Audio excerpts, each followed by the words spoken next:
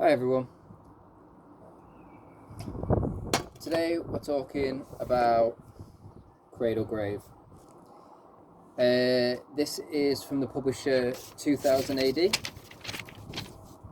It's written by John Smith. The art is by Edmund Bagwell.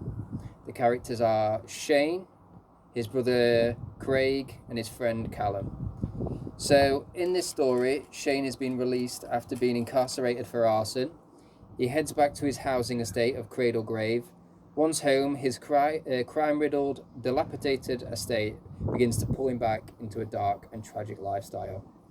So this story, first and foremost, is very bleak, but it is masterfully told. This book starts off tense, but continues to build the tension as the story unfolds. It's distressing, it's sad, it's horrifying, and it may leave you feeling just a little bit ill. Despite this, the story is relatable. The characters are just struggling to survive in a place that can often feel helpless, whether it's falling back into toxic relationships or old behavioral patterns. We all try and strive to be better people, but are often pushed back down by societal stereotypes, judgment from others, or just plain poverty. This book hits hard because it's not afraid to touch on hard truths. Sometimes society will paint you as a certain thing, and tragically that's all you'll ever be seen as.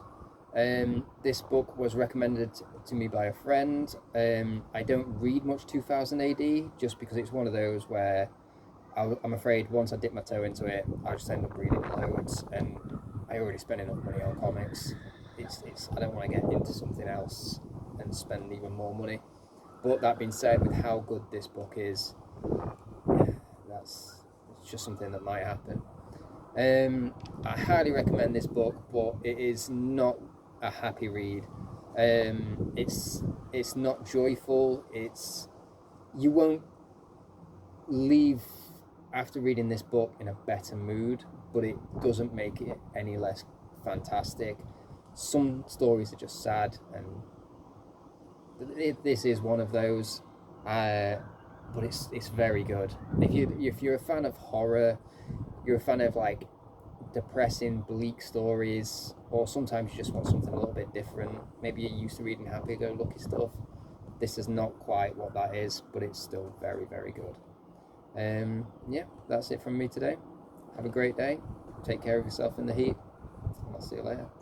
Bye.